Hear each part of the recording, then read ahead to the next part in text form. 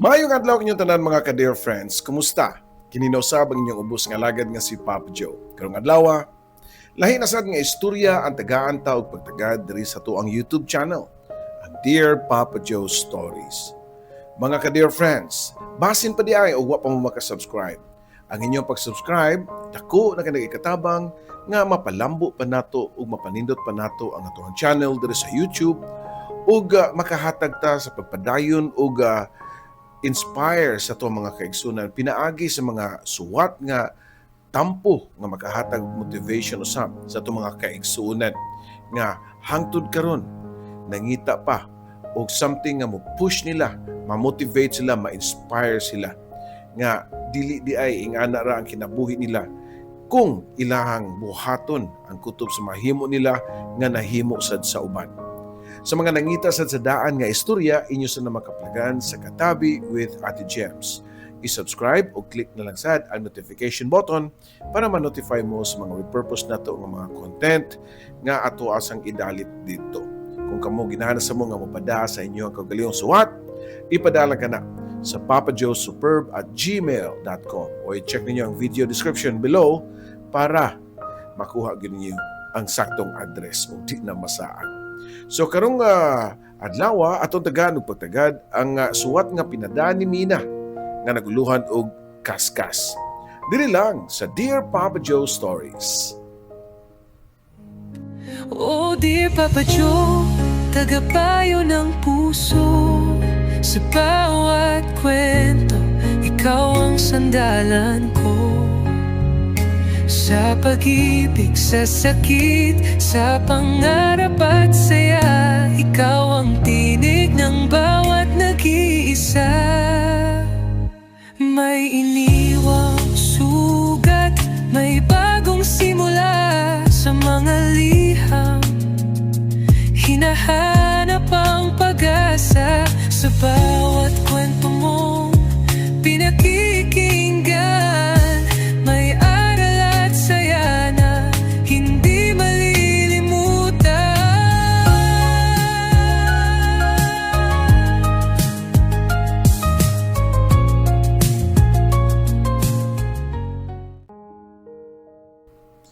Dear Papa Joe, may adlaw nimo og sa tanang subscribers sa imong YouTube channel.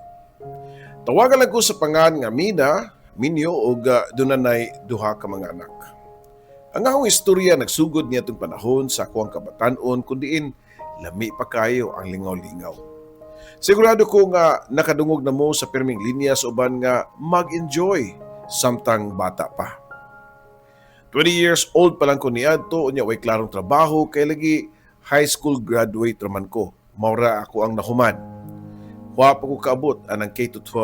Mao nga nakagraduate ko og high school sa edad nga 15 to 16 years old. Taga-probinsya rin ko Papa Joe sa Bohol. Unya, wa may maayong pangita kung magtambay ra ko sa mong bukid pirmi, mao nga niadto ko og Tagbilaran City para manimpad. Daga ko nagian nga trabaho sama sa tindera, sa department store, nakasuway po ko nga mahimong yaya, nagbantay kong bata pero wa po nagdugay kay gipapahawa ko sa akong amo kay matugman ko nga magbantay sa bata. Unsaon nga di gyud nako mapugngan ang magduka. Ingon ana magyud ng batan-on pa. Lami kaayo ang sigi og katulog. Balin-balin kong trabaho, kutob sa naay madunggan nga mag-hire mo apply dayon ko. Hangtod nga dadawat ko sa pagka caretaker sa usa ka balay. Sa tanan na kong natrabaho, ang akong pagka-caretaker sa balay, ako nagustuhan pag-ayo. Tungod kay wala pirmi ang akong mga amo. Tagrasar sila mo na kanarang magbakasyon. Sa mga panahon nga wa ang akong amo, ako tanan ng balay, murag ako'y tag-iya. Libre ko nga matug tibok adlaw o gabi maglantaw og TV, magluto, ako ray magbuot sa akong kaunon. Maligo sa bathtub, mag-swimming sa pool, mukaon, matug, maunay akong life cycle or akong daily routine. At first, lami pa kayo nga akong kinabuhi. Nga gi-feel ang kinabuhi sa dato. Pero nadugay, Nakaingon ko nga di man sa di ay maayo ning wa tay ka istorya tibok adlaw. Murag mapanos ang imong laway. Usahay mag-istoryan lang ko sa ako kaugalingon. Kaya akong itistingan og napabakoy tingog ba. Nawa nga akong kalaay dihang nakailan nako ang maid tapad sa balay namo o balay sa akong amo. Iya kong gidala og laag. Mag nightlife ko mi. Sa umaabot nga Sabado sa gabi kay day off man niya ang adlaw sa Domingo. Okay kayo. Why problema? Why problema nako kay kada adlaw ko nga naga-day off. Pagka Saturday sa gabi nagpagwapa ng ugtaman kay maupato ang first time nga magbarbar ang taga-probinsya. So far, sa akong experience, kuto rin ko sa baratuhon nga videokihan, kanang nasa kilid-kilid kay maura masay, ma-afford sa akong sweldo. Pero ang akong amiga, mao'y ni Dana ko kay naa siya'y ka-eyeball nga afam. Usa ka famous nga resort sa Panglao ang among giadtuan. Pila ra may istorya, naabot nami sa very social nga bar, si May. Nakita sila siyang afam, niya malipayon kayo nga nag-inistoryahanay. Muna nakabati sa third wheel kay mahabilin in town sa Daplin sa Manako.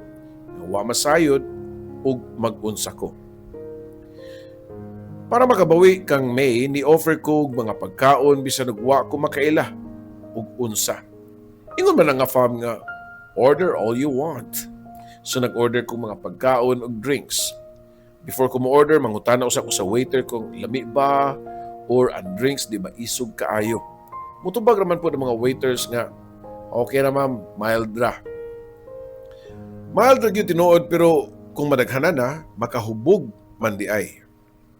Gibati nako ang katumang kalipong nga murag nagtuyok na akong palibot kunya init pa kaayo ang akong naong. Usa ka waiter nga medyo ambungan ang niduol nako og nangutana kung okay ra ba kuno ko. Nagsige na di siya og tan-aw nako ang waiter.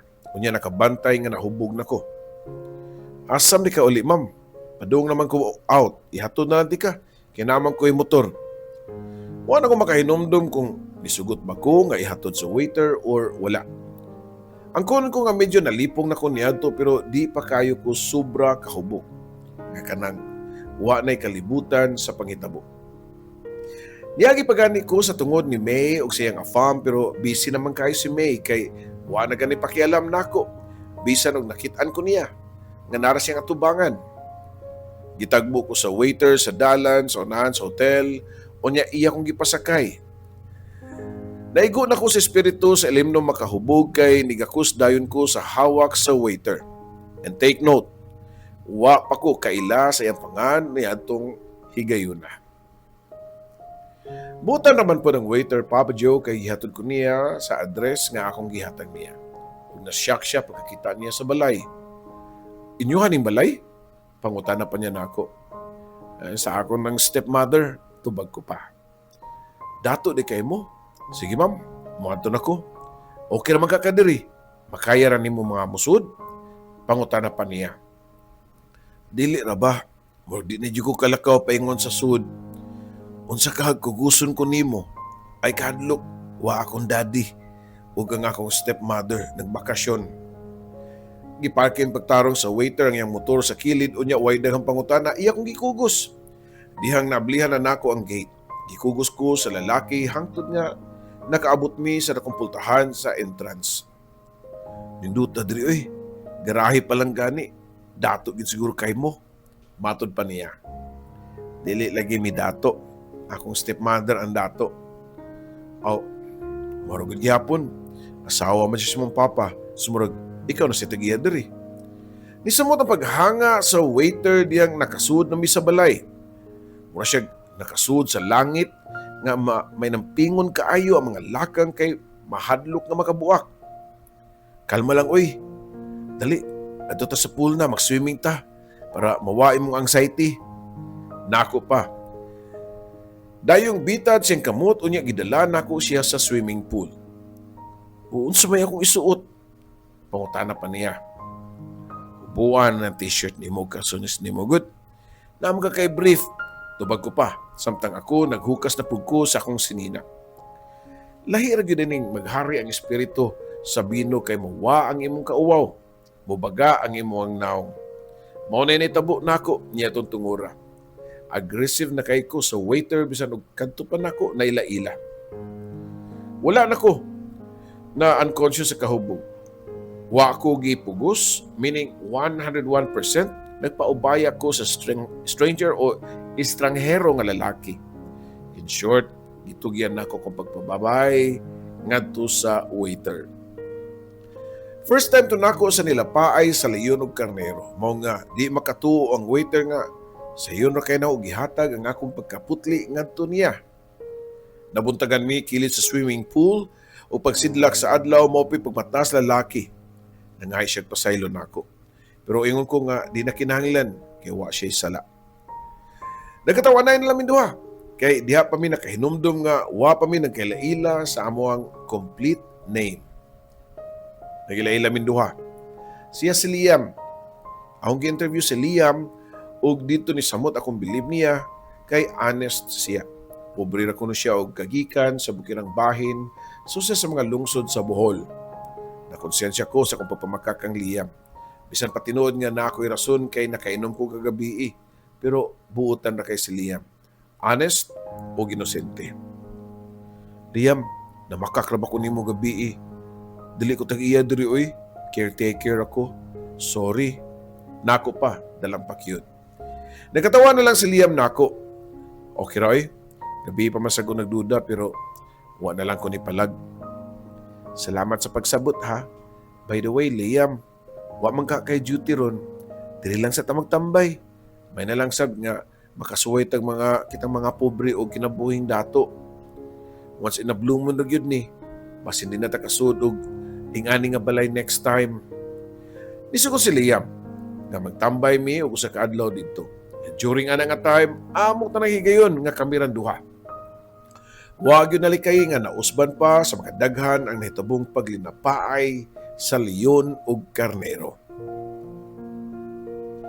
Hantod nga niabot ang oras nga mopauli na si Liam kay manlaba pa kuno siya sa iyang uniform para sa duty sunod adlaw. Paglakaw ni Liam, nangay siya og cellphone number nako, unya nihatag man o nangay og cellphone number niya og nihatag man pud siya. Pero mao na lay akong kaguol diyang akong gi-contact dili na ma-contact. Akong giihap ang number kuwang og usa. Wa ko masayod kung intentional ba or nasayop lang siya pag-enter sa iyang cellphone number. Naguol ko niya itong higayuna kay maglisod na ko og contact niya. Sa kunahuna, basin og gituyo ni Liam nga sayop ang number nga iyahang ihatag kay wag siya plano nga makipag-communicate nako. Usa ra gud tong amoa, one night stand raman to ang tawag ato. Okay ron ta nga wa may communication si Liam. Pero ang kagayunan, wag gyud ko hatagi sa kalinaw. Nasulti ko ni tungod kay sunod buwan, wa na ko abti sa kong binuwan nga sakit. Posible ka nga mabuntis bisan og kadiyot ra ang among gibuhat, usa ka gabi, usa ka adlaw, mabuntis dayon. Mao kini pangutana kang May o pangutana nako kang May kay mas sweeto siya. Kay single mother man siya, Papa Joe. Uy, posible kay mabuntis ka bisan og kausara. Kay kanang akong anak, one click ra pud na namo gibuhat kong uyab sa una. Tubag pa ni May. Na, saan naman nako Sala ra ba nimo ni May? Kay nagdana ko atong gabi una unya. Gipasagdan ra ko nimo nga naginusara. Matod ko pa kang May. Sorry kayo mina ha. Pero di sa kumuangkon nga ko ato tanang sala kay di nabiya ta bata. Wa man kakapugsan niya tong lakiha. Ikaw pa manggani ang imbitan niya nga pasudlon sa balay. Sa pa may buhaton sa laki o babae kung sila randuha. Ni promise si May nako nga ipapangita siyang afam ang waiter sa maong hotel. Pero sunod adlaw gibalita ni May nako nga wala na ang waiter nagtrabaho didto. Si May ang nitabang nako nga mag-search online ni Liam. Naglisod mi pangitan niya kay daghang mo gawas nga same na gyud nga name kada enter na mo sa iyang name. Nagpatabang na si May sa iyang mga paryente kay pareho man sila lungsod ni Liam. Ug tuod man Papa Joe, sa tanto namong pangita paagi nga makita na mo siya, nahibawan gyud namo ang address ni Liam. natultulan sa usa sa mga kailan ni May. Kinahanglan na gyud kaayo nako nga mahibaw-an ang nahimutangan ni Liam kay wa na ko masayod asa ko moadto kay gipalayas naman day ko sa akong amo kay naay naka-report nako nga nagpasud ko og lalaki. Dili ko ganahan muli sa among probinsya nga makit-ang mabdos sa among mga silingan nga way amahan kay grabe kalibakera ang among mga silingan, Papa Joe. Mina, duwatan ning kwarta may nalan ni kay nakay magamit ba? Wa naman ka kahatagig sweldo nimo ka sa imong amo karong buwana. Magampo ko nga makit-an ra nimo si Liam. Matud pa ni May, nakonsensya magud siya nga partly siya hinungdan nga nabuntis ko sa lalaki nga akong ka one night stand. Fast forward, Papa Joe. Human sa ko nagiyan nga kalisod sa pinangita sa usa ka tawo tungod kay nagsuka-suka og nagalipong-lipong nako kay naa sa mga 2 to 3 months na ang akong tiyan ni adto. Naabot ko sa usa ka bukirang bahin sa usa ka lungsod sa Bohol. Nagtindog nako atubangan mismo sa balay ni Liam. Tinod gyud ay nga pobre sila. Kay ang ilang balay way kalainan sa among balay nga ginama sa light materials. Plywood ang bungbong, ang nakalay lang sa mua kay sin ang atop. O ang ilaha di ay ang sin ang atop ug ang mua kay nipa. Ni ginawa ka sa uglaw, lawom kaayo usa ko nangayo katahuran. Usa kay daran nga babay ang niabli nako sa putahan ug siya di ay ang inahan ni Liam.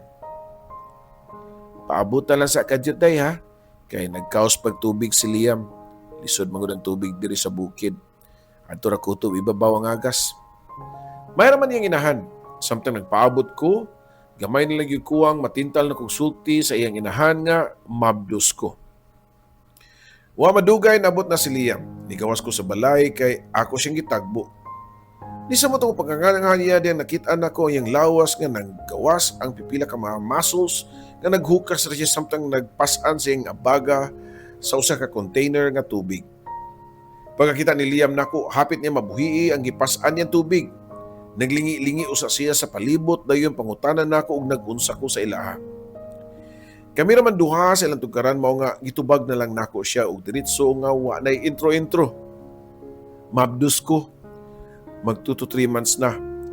Nabundak na yun ni Liam sa yuta ang gipas-an ining container. Ako'y amahan? Pangutana pa niya nako. Oo, kinsa pa man di ay ikaw ra biya ang bugtong buyog nga nakatugdon sa buwak. Wanay laing lalaki sa kinabuhi, uy, ikaw ra. Tubag ko pa nga to niya. Nangaot sa ulo si Liam og ningon nga, di mo ko pwede mga mahan anak mina kay naanak ko uyab taga diri ra pud sa amoa. Nagbiyahe pa lang ko padong sa ilahan ni santop na pud sa kunahuna nga what if dili single si Liam. Pero hugot na akong desisyon nga ipagsiksikan gyud nako akong kaugalingon gawas lang kung minyo siya. Nalipay ko kay uyab ra mayang gingon. So di pa imposible nga mapanagutan niya ang ako ang gimabdos. Nakalita min duha kay kalit nito nga ang mama ni Liam nga naminaw na di ay sa among gipanag-istoryahan. Uya pa man ang inyo ni Eden, kani kang mina, mabdos naman yun ni siya. Kaluoys bata nga akong apo.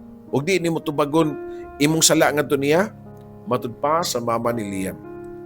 Kipasak ako sa mama ni Liam kay matud pa niya nga nagduda na siya nga mabdos ko. Kay maklaro naman sa kong lawas nga sudlan na ang akong tiyan. Walay nahimo si Liam kay iyang inahan ang nagbuot nga papuyon ko sa ilaha. Iyan na po gipanabi sa mga silingan nga kaslunon na si Liam. Ug tuod man, nakasal gyud mi sa mayor sa ilang lungsod. Pila ka adlaw ni labay na nangit si Liam nga mularga para tagbilaran kay mga apply siya og trabaho. Diyon ta ko musugot kay lagi gusto ko nga naar siya sa akong duol. Ay tugti nalana si Liam kay kinahanglan mapud niya nga manrabaho kay mga nakay biya ka. Matud pa sa inahan ni Liam. Sumoto Papa Joe nilarga si Liam unya ako nabilin sa iyang mama. Kaming duha ra nabilin sa balay kay naglain na tanan ang mga igsuon ni Liam kay puros na minyo unya patay na pod ang iyang papa. Unang gabi nga wa si Liam sa balay, nikalit bitaw og bundak ang atop nga kanang murag naay ni tugdon nga dakong mananap.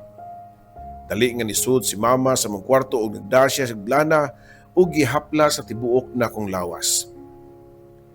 Kaskas ang nasa atop, nakatimaho na nga mabdos ka. Matod pa ni mama.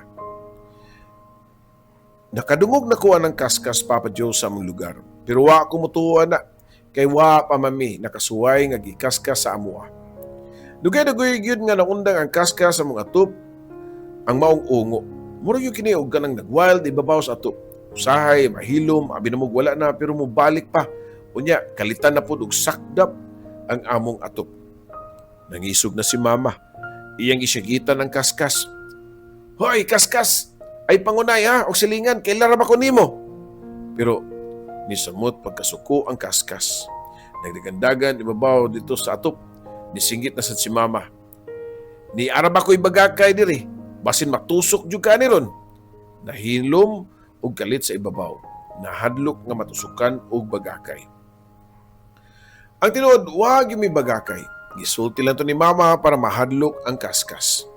Pagkaog masayo, nilakaw si mama kay moadto siya sa iyang kaila para magpahimo og bagakay. Pagbalik ni mama, nana siya dang duha ka bagakay iyang gisandig sa among pultahan.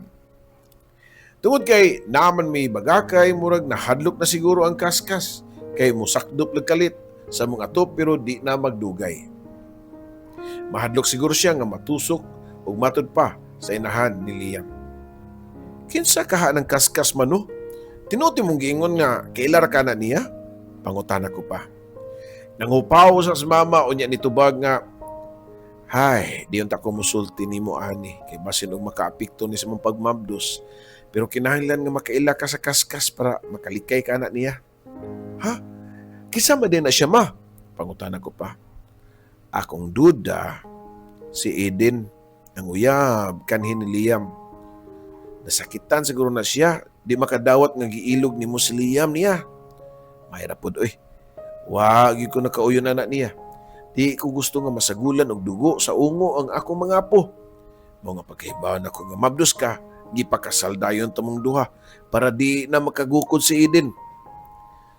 Dako na pasalamat nga ni uyon nako ang kagayunan kay gidawat ko sa inahan ni Liam, Papa Joe, sa mo'y daghang pangutana.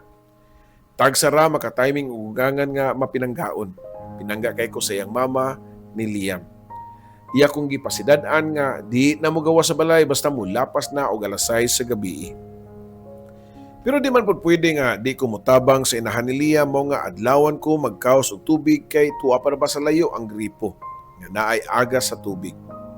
Usa kay gayon niadto daghan kay nangaos sa gripo unya hinay kayo ang agas mo nga nahapunan gyud ko.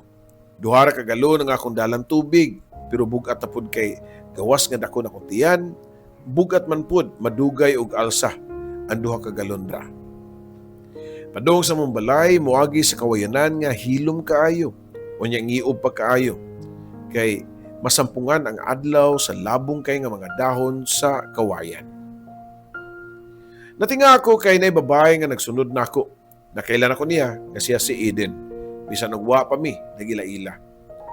Ngano ka nagsunod si Eden nako? Ngit-ngit na ba? Kay padung na maga alas 6, unya layo pa kayo ang amo ha.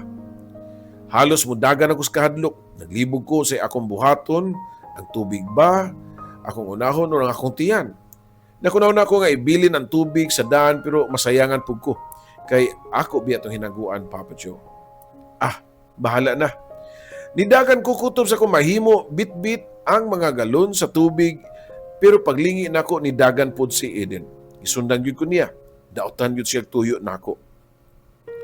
Pwede na akong adluka ug may na lang kay pag-abot na ko sa bus nakadungog kog bagting sa kampana gikan sa radyo nga gipatingog og kusog kaayo. So sa kabalay nga ako ang nagian. The angel of the Lord declared unto Mary, and she conceived of the Holy Spirit. Angelus prayer ang gipatukar gikan sa radyo so sa kabalay nga nilanog sa palibot. Niunong ko tungod sa balay unya ni sabat sa pagpangaji sa Angelus nga prayer. Dungan sa kong pag-ampo sa Ginoo nga ilikay mi sa kong anak sa kadautan. Naglingi-lingi ko sa palibot pero wala ko'y nakit ang tao. Wala si Eden. Nigawas ang tagiya sa balay unya iya kong nakitaan nga ni sabat sa pagpangaji gikan sa iyang radyo. Nakita niya nga mabdus ko unya ni offer siya nga ihatod ko sa amo. Dako kayong pasalamat, Papa Joe, nga waray daw tang nitabo nako og sa akong baby sud sa akong tiyan. Nakatrabaho na niya to si Liam, unya tagsan lang kay makauli kay wa siya day off. Once a month ra nga gitugutan siya nga maka-day off. Sulti pa ni Mama nga mas maayo kuno nga wa si Liam sa among lugar para di na sila makita ni Eden. The way musulti si Mama, masabtan ako nga in love so usag-usa si Liam o si Eden. Ug pareho silang duha nga nasakitan sa ilang panagbuwag. Nakasabot ra ko sa sitwasyon kay sa tinuod lang nahug nga ako ang nangilog kay di mi uyab si Liam. Pero na disgrasya man kay nabuntis ko. Mao nga wa na mahimo si Liam. Gibuhat niya ang sakto nga mao ang pagbarug sa iyang responsibilidad sa among umaabot nga anak. Niabot ang pista sa patron, Papa Joe, na busy si Mama kay aktibo man siya sa buluhaton sa amuang kapilya. Kada gabi ang novena sa patron pero di ko patuon ni Mama kay mahadlok siya nga atngan mi ni Eden. Pero sa mismong adlaw sa kapistahan, dihay misa nga gipahigayon unya ni simba ko niya tong higayuna. Naglingkod ko sa kapilya, diyan kalit lang dunay nitapad nako. Paglingi nako, gusto ko mudagan kay si Eden man ang nitapad nako. Ni-smile siya nako. Mao nga nibawas lang po kong smile niya. Imposible naman po og bisan dito sa balay sa Ginoo, iya kong hilabtan. Di po siguro na mahitabo. Una na ko nabantayan kang Eden kay mas gwapa di ay siya sa duol. Simple ra yang beauty, walay make-up. Pero magkadugay ni mong tanaw niya musamot siya og kagwapa. Ikaw si Mina, di ba? Hinay pa nga pangutanan niya. Itando ko og wa sa kunahuna nga nitubag niya nga musimba po day ka? Uy, Katoliko ba ako nga naman? Kasi pagtuon nimo muaso ko og musud sa simbahan. Mura kong natuk-an sa iyang isulti nako. Mao man ay pagtuo sa mga tao dinhi nga ungo mi kaliwat. Nagpahiyom nga nagsulti si Eden namo nako samtang nagdungan mi gawa sa kapilya og paghuman nato sa misa. Padung na ko mopauli sa mua og nisunod pod si Eden nako unya nakigistorya siya. Ako ra pod nga gitando-tando ag respetar. Anyway, adlawan man dako imposible nga iya kong hilabtan. Very soft-spoken siya nga musulti. Humble og the way siya musulti, maklaro gyud nga buotan siya.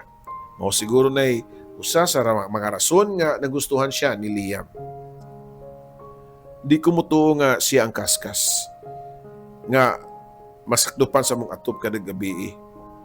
Nakahukom ko nga mga ipasaylo niya. Sorry, Eden ha. Wa ko masayon nga naaday uyab si Liam.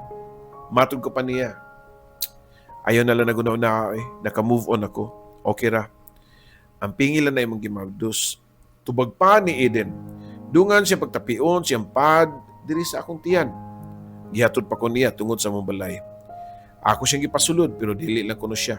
Mga diha rami sa tugaran, padayon nga inistoryahanay. Human sa akong panag-istorya, nilakaw si Eden og igo na lang ko sa paglantaw sa iyahang likod samtang nagkalayo siya. Nakonsensya ko. Kung wa pa ko nabuntis, sila pa ang taghihapon ni Liam. Makita nako ang kaguol siya mga mata nga nagpakaron ingnon nga happy siya og nadawat ra niya ang paggawa ni Liam sa iyang kinabuhi. Igo lang ko sa pangpanghupaw. Sa taman, kinahanglan masab nga isalbar na ako ang akong kaugalingon. Igo rin na kasaka sa taas, napugwat ko sa syagit ni Mama diya sa ubos. Mina! Mina! Napasul kag tao din sa ato. Hawa man ma, nga naman. Nitubag si Mama nga, ang lana sa ungo, nga akong gibitay sa pultahan, ni Hubas. Ha? Ba ma? Si Eden man ang niyari pero wa man siya ni Sud. Diha rami sa gawas ng istoryanay. Sus, daan palagi ko. Kanang mga ungo, bisan og di mo sulod sa balay, basta maduol og lana, muhubas gyud na. Muna ilhanan, siya gyud ang kaskas. Ayaw kumpiyansa ng bayhana ha, Mina. Nagpariho lang ang kuno ang inahan ug ang anak. Kaya ang mamagyud kuno ni Eden ang bantugan nga mangtas nga ungo sa ilang lugar. Kada na ay mabdos, magigawos ko ni dayon. Di mahimutang ug di makapangkaskas sa ato. Sa una-una nga, maayon ta og mga anak nako para mahimutang na si Eden. Kaya makatimaho kuno sila sa bata sa sud sa tiyan. Humutan kuno kayo sila ug di gyud lungan ang usa ka mabdos. Pila ka adlaw ang nilabay, nagbati nako sa akong tiyan. Pagkibaw ni Liam ni paulit dayon kay gusto niya nga naa siya sa akong pagpanganak. Sa health center ko ng anak kay lagi mao na may naandan sa mua. Kay naaman po'y midwife nga na-sign nga mao'y magpaanak. Si Liam man nagbantay nako sa health center samtang nagpaabot kanus amo gawas ang bata, Papa Joe. Mga tuwang gabi nagyuto unya kami na lang tulo ni Liam ug ang midwife ang nabilin sa health center. Padayon lang gihapon ko sa kuang pag-labor. Ug sa dihang sakalit nakadungog mi nga nagtingog imabaw sa atop, murag langgam nga sagol iring nga muraba og naghilak. Gipasidan-an ang daan ni Liam ang sayang mama nga dadon ang bagakay pero nakalimtan ni Liam sa iyahang pagdali-dali. Kadiyot lang mina, kinakoy kuhaon, parangid pa ni Liam nako. Natuyo ko nga kuhaon niya ang bagakay sa mua, pero pagbalik niya, dala niya si Eden. Lingkod na diya Eden, para mapamatud-an nila nga dili ikaw ang kaskas. Matud pa ni Liam. Hilom rapod nga naglingkod si Eden sa daplin. Kung naa siya sa sulod, kisam na napadayon og kaskas sa ibabaw. Niya tong tungura, wa na ko'y pakialam sa mga kaskas kay puwerte na yung sakita sa akong tiyan. Wa madugay nakapanganak na gyud ko. Dungan sa paggawa sa bata, maupod ang kusog nga syagit nga akong nadungog sa imabaw. Ang mga tanod di ay, nga nagrubing, nakaigo kung sa lagdakong agila, nga nagbatog, ibabaw sa atop sa health center. Pagkaugma, nikatag sa tibok lugar nga usa ka balita nga di kuno makabangon ang inahan ni Eden.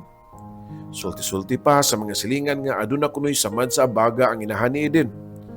Ang pagtuo sa mga tao nga ang kaskas sa atop sa health center mao ang naigo sa bagakay sa mga tanod ug mao di ay ang inahan ni Eden. Pila ka adlaw pod nga bedridden ang mama ni Eden hantod nga nakabalita mi nga wala na. Ni panaw na sa laing kalibutan. Pipila ka mga tao ra ng lubong, mga paryente ra nila ni Eden. Unya pila ka adlaw ang nilabay, wa na ikita si Eden ug way nasayod og asa siya nahipunta. Gawa nga mura og buwa. Fast forward do katuig ang nilabay, nasundan pa ang among anak ni Liam. Ug sa panahon nga nagbuntis ko, di nasama sa una nga dunay magkaskas sa ato. Nagpasalamat ang mga lumulupyo sa among lugar kay matud pa nila. Kadto pa nahitabo nga nakabaton og kalinaw ang ilahang barangay. Papa Joe, diri na lang napitan ako tapuson ang akong istorya og daghan kaayong salamat sa pagbasa. Imong magtatampo, Mina.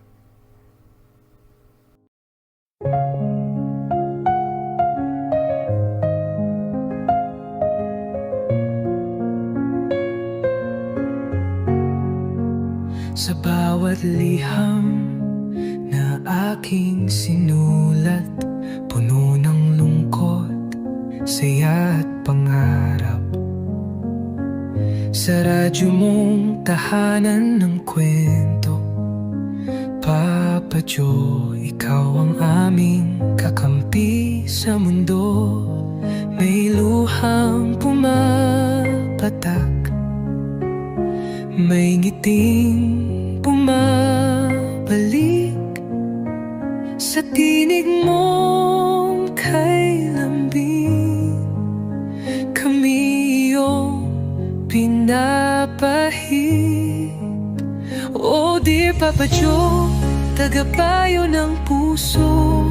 Sa bawat kwento, ikaw ang sandalan ko. Sa pag-ibig, sa sakit, sa pangarap at saya, ikaw ang tinig ng bawat nag-iisa.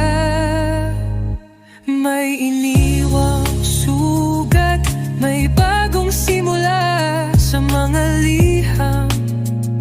Hinahanap ang pag-asa sa bawat kwento mong pinakikinggan. May aral at saya na hindi malilimutan.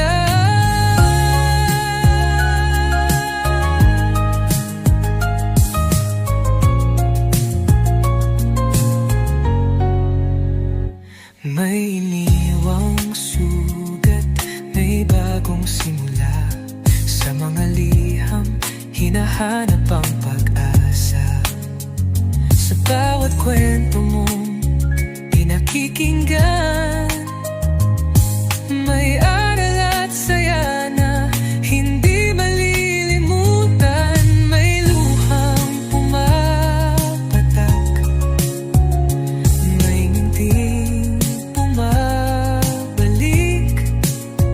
sa tinig mong kailan din kami iyong pinapahid. O dear Papa Joe, tagapayo ng puso. Sa bawat kwento, ikaw ang sandalan ko. Sa pag-ibig, sa sakit, sa pangarap at saya, ikaw ang tinig ng bawat nag-iisa.